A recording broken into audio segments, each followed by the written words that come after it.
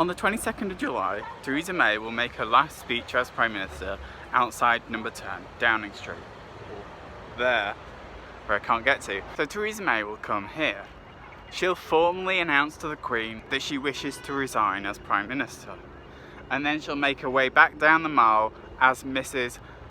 Theresa May, MP. Then in steps Boris Johnson, MP. He announces to the Queen that he formally wants to become Prime Minister. Of course she accepts, she formally makes him Prime Minister. They have a little chat, and then he comes out of the mall as the Prime Minister of the United Kingdom. Boris Johnson will come back, he'll make his first speech as Prime Minister, and then he'll enter the doors of number 10. He'll open up Theresa May's inbox and find multiple messages saying strong and stable, at which point he has to decide his next cabinet. Now, if you knew it was your job to deliver Brexit and you had the whole of the Conservative Party to choose from, who would you choose? Do you go for people like Jeremy Hunt, your strong opponent throughout this whole competition, who has the support of at least 70 MPs and unite the party? Or do you go for people on your side of the camp, Jacob Rees-Mogg, Dominic, Raab, Esther, Mcvey? There's also other factors to consider. For example, Michael Gove. He's very popular with the party. He has experience as being the Environment Secretary, the Education Secretary, and he was good friends with Boris Johnson, as well as a very good speech maker, remember, when Theresa May lost her voice and he had to make a speech in Parliament against Jeremy Corbyn. But then, these characters are all very, very strong.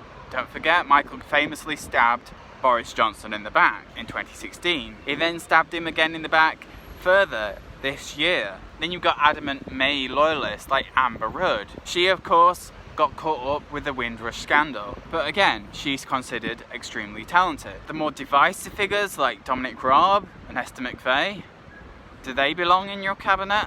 Even though they're on the ERG, even though they support leaving the EU without a deal? Or do you keep the Remainers on there?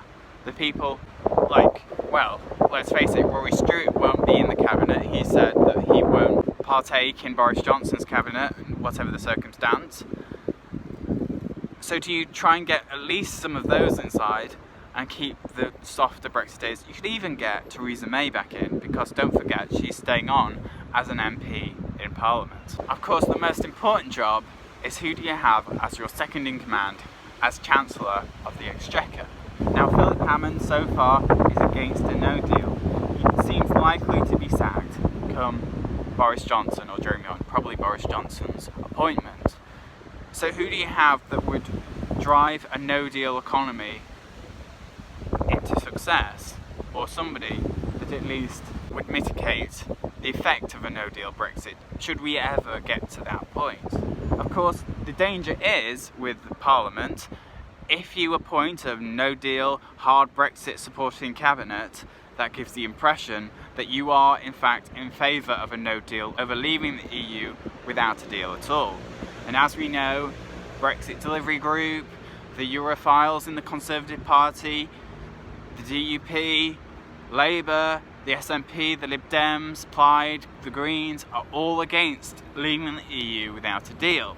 So if you give that impression across that you're more in favour of leaving the EU without a deal, you risk a no confidence vote in Parliament and losing the support of Parliament no matter what deal, no matter how soft it is, you come up with. Of course, if you then have this hard Brexiteer leave cabinet and then you come up with a softer version of Brexit that's not that dissimilar to the withdrawal agreement, then you've got a massive problem over there in number 10, because you've got to get your cabinet on side of this deal, and if they don't get on side of the deal, you risk losing the confidence of the entire party once again. The next Prime Minister is going to have to come here to Parliament and convince them to back whatever he negotiates with the EU, no matter how pathetic or indifferent it is from the original withdrawal agreement it may be.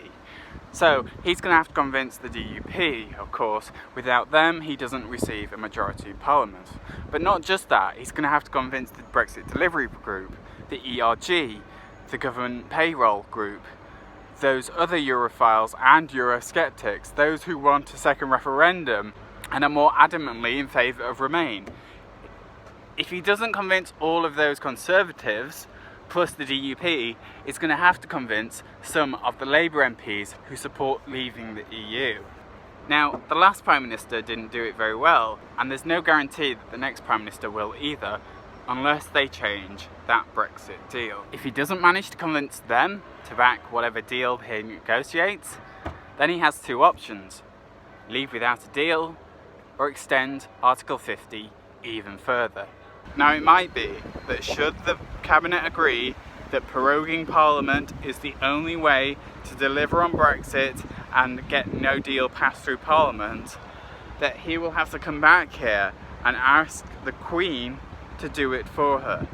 Now, John Major has said that should he advise the Queen with such advice, he would challenge that advice. So it's more likely that instead of asking that lady, he'll go to Brussels and he'll try and get a deal to pass through Parliament, no matter how pathetic or how indifferent that deal is from the original withdrawal agreement.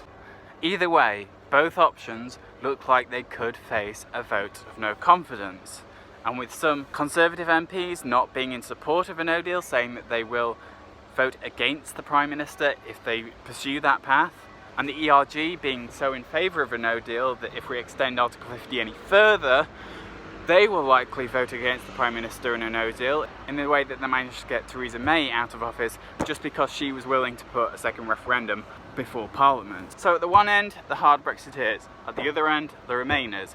He's got to convince all of them to back whatever it is that they eventually can pursue, no matter how pathetic or how badly they're pursuing it. One wrong move and it's a general election. Join in the debate below and subscribe.